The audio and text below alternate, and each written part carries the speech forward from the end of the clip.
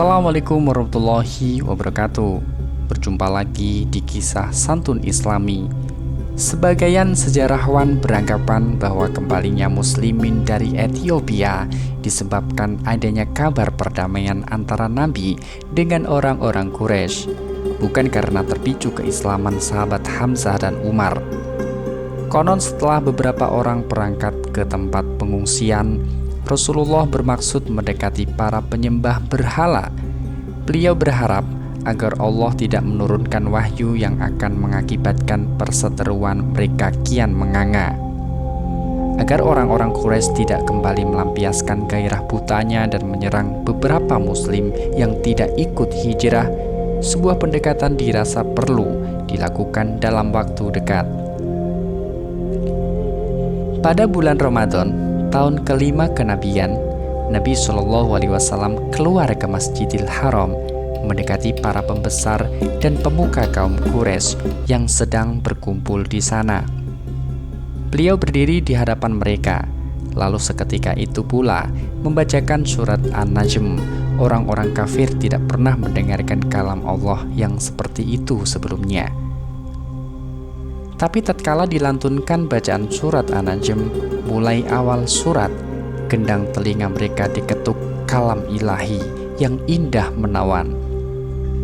Keindahannya sulit dilukiskan dengan suatu gambaran hingga membuat mereka diam terpesona, menyimak baik-baik isinya, dan semua orang khidmat mendengarkan sehingga tidak ada pikiran lain yang terlintas dalam benak mereka. Ketika sampai pada ayat ke-19-20 yang berbunyi, Afara'aytumul Lata wal Uzza wa Manata tsalitsatal ukhra. Maka apakah patut kamu, hai orang-orang musyrik, menganggap Al-Lata dan Al-Uzza dan Manah yang ketiga yang paling terkemudian sebagai anak perempuan Allah? Quran Surat An-Najm ayat 19-20. Tepat ketika Rasul yang menghela nafas di ayat inilah, konon orang-orang Quraisy seolah mendengar Nabi berkata, Tilkal qarani kul ula wa inna syafa'atahunna laturtajad. Dan burung-burung mulia itu, sesungguhnya syafaat-syafaat mereka sangat diharapkan. Tatkala Rasulullah membaca penutup surat ini, hati mereka seolah terbang hingga akhirnya beliau membaca surat terakhir, Fasjudu lillahi wa'budu. Maka bersujudlah kepada Allah dan sembahlah Dia. Quran Surat An-Najm ayat 62. Dan mereka pun sujud bersama-sama. Tak seorang pun mampu menguasai diri dan merunduk dalam keadaan sujud. Apa yang selama ini mereka pegang telah jatuh. Keagungan kalam Allah telah menguasai jiwa mereka hingga keagungannya tak tertahankan. Apa yang sebelumnya hendak mereka musnahkan dan basmi, kini telah meluluhkan jiwa-jiwa yang tinggi hati itu. Seusai sujud, para tetua Quraisy segera menghampiri baginda Nabi dan berkata, Kami tahu bahwa Allah Subhanahu wa Ta'ala adalah Zat yang akan menghidupkan manusia dari kuburnya di hari kiamat kelak. Allah mematikan, Maha menciptakan dan memberi rizki. Akan tetapi berhala-berhala kami ini berperan sebagai penolong untuk kami di sisi Allah. Saat ini kami, engkau Muhammad, telah memberikan bagian kedudukan pada berhala-berhala kami, maka kami bersamamu. Baginda Nabi Muhammad SAW sangat gelisah mendengar perkataan kaum Quraisy tersebut.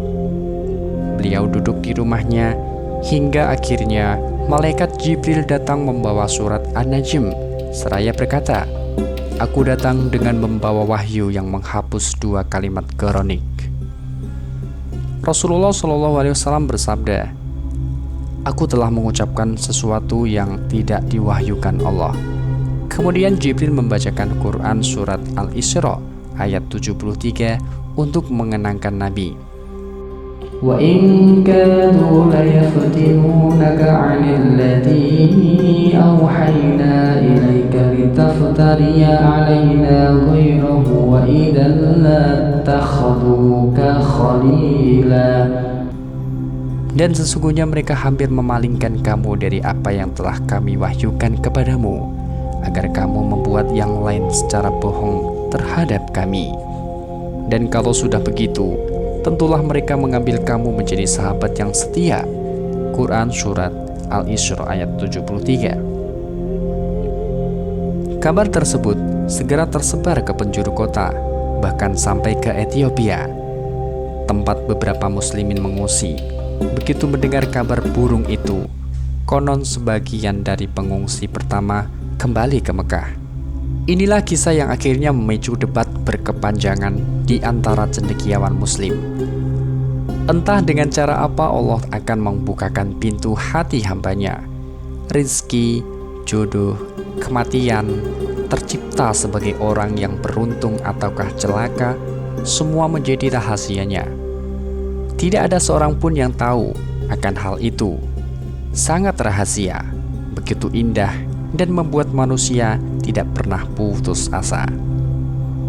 Rahasia-rahasia itu sengaja diciptakannya untuk melecut kesadaran mereka agar selalu percaya terhadap segala kemungkinan.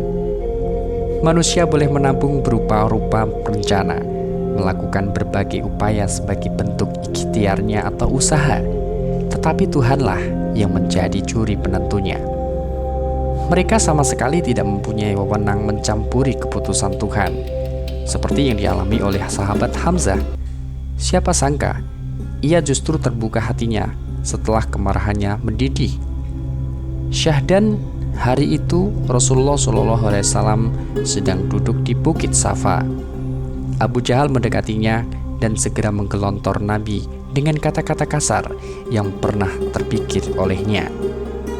Suami Khadijah hanya diam mendengar rangkaian caci maki itu. Setelah puas menumpahkan khotbah kata-kata kasarnya, Abu Jahal berlalu meninggalkan Nabi Muhammad SAW dan bergabung dengan beberapa kepala sukunya di Masjidil Haram. Sementara Rasul pulang ke rumah beliau, tanpa ia sadari, perbuatannya itu disaksikan oleh bekas budak perempuan Abdillah ibnu Jud'an dari Bani Taim yang kemudian melaporkan pada Hamzah. "Wahai Aba Amarah," serunya kepada Hamzah, "andai saja tadi engkau melihat Muhammad, putra saudaramu, diberlakukan oleh Abbal Hakam, julukan Abu Jahal." Abu Jahal melihat Muhammad di sini. Kemudian ia mengejeknya dengan kata-kata kotor. Setelah puas melontarkan kehinaannya, dia kemudian pergi sementara Muhammad tidak menjawab sepatah kata pun. Hamzah yang gagah, kuat serta bertabiat, mudah tersentuh, merasa tindakan itu sudah keterlaluan. Keramahan yang selalu menghiasi wajahnya lebur karena kehormatan salah satu anggota keluarganya diusik oleh Abu Jahal. Ia kehilangan kesabaran dengan anak panah yang masih digendong di pundaknya. Hamzah yang baru pulang berburu kini menghambur ke tempat perkumpulan kaum Quraisy untuk memburu Abu Jahal. Kedua kakinya ia langkahkan ke Baitullah dan langsung masuk ke dalam masjid. Beberapa orang yang berada di depan masjid tak dihiraukannya, menyapa pun tidak. Hamzah tak sedikit pun menghentikan langkah kakinya. Tujuannya hanya satu, menemukan Abu Jahal, kemudian menghajarnya.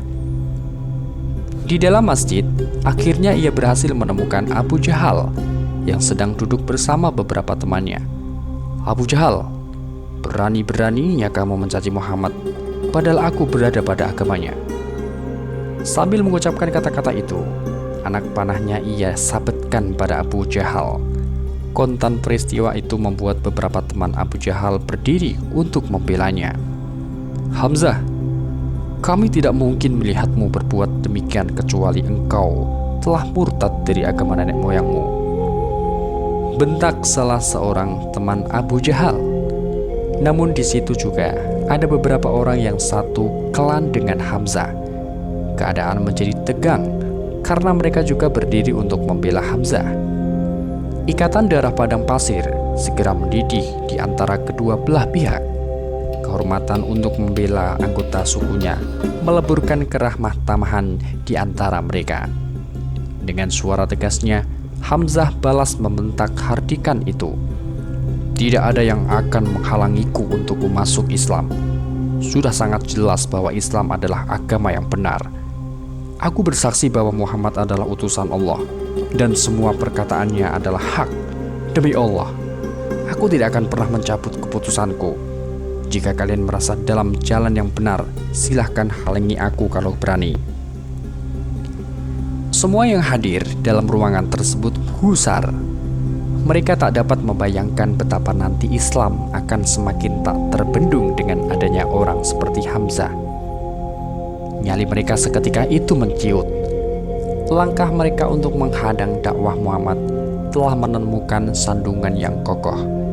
Sementara orang-orang tegang memikirkan kesediaan Hamzah memeluk Islam, Abu Jahal yang cepat tanggap dengan keadaan mencoba menenangkan mereka semua. Ia sadar kalau saat itu dia membalas perbuatan Hamzah, niscaya akan berbuntut panjang. "Biarkan Abu Amarah, julukan Sayyidil Hamzah. Demi Allah, sesungguhnya aku memang telah mencela putra saudaranya," rajuknya pada semua yang hadir di tempat tersebut. Satu sumber menuturkan, setelah peristiwa itu, Hamzah menjadi gelisah. Ia merasa selalu dibayang-bayangi oleh orang lain. Hatinya senantiasa membodoh-bodohkan dan menjerit ingin menyeret dirinya untuk kembali ke agama tradisional, menyembah berhala. "Kamu adalah pemimpin kaum Quraisy. Kamu telah mengikuti seorang Nabi Muhammad SAW yang pindah agama dan meninggalkan agama nenek moyangmu. Sungguh lebih baik mati daripada melakukan perbuatan ini." Suara itu selalu timbul tenggelam dalam hatinya, seperti buah apel yang terseret banjir, membuatnya risau hingga semalam suntuk tak dapat memejamkan matanya. "Ya Allah, jika apa yang aku lakukan adalah kebenaran, maka buatlah hatiku menjadi yakin.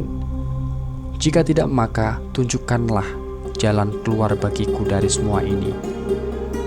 Bisik hati kecilnya memohon petunjuk pada Sang Pencipta. Kegelisahannya kian menjadi, hingga akhirnya ia putuskan untuk menemui Muhammad. "Wahai putra saudaraku, sungguh aku telah mengalami kebingungan yang tidak bisa kutemukan jalan keluarnya. Aku tidak tahu apakah yang membuatku aku seperti ini. Aku tidak tahu apakah itu kebenaran ataukah kesesatan. Berkatalah padaku, wahai putra saudaraku, sungguh aku ingin mendengarkan nasihatmu." Hamzah menumpahkan semua kegundahan hatinya di hadapan Nabi. Melihat Hamzah yang jiwanya limpung seperti itu, dengan penuh kesejukan Rasulullah menuturkan tentang ajaran Islam. Seketika itu pula Allah meneteskan seberkas cahaya kebenaran dalam hatinya dan berbuah keislaman Hamzah. "Aku bersaksi bahwa engkau adalah benar. Tampakkanlah agamamu, wahai putra saudaraku. Demi Allah, aku tidak akan pernah merasa bahagia hidup di kolong langit ini jika masih memegang agama nenek moyangku." Mulai saat itu, Islam menggeliat dari tidur lamanya. Hamzah telah menjadi benteng pertama yang cukup kokoh untuk melindungi Muhammad dan para pengikutnya. Dengan Islamnya Hamzah, kini kekuatan Nabi Muhammad SAW mulai diperhitungkan oleh orang-orang Quraisy.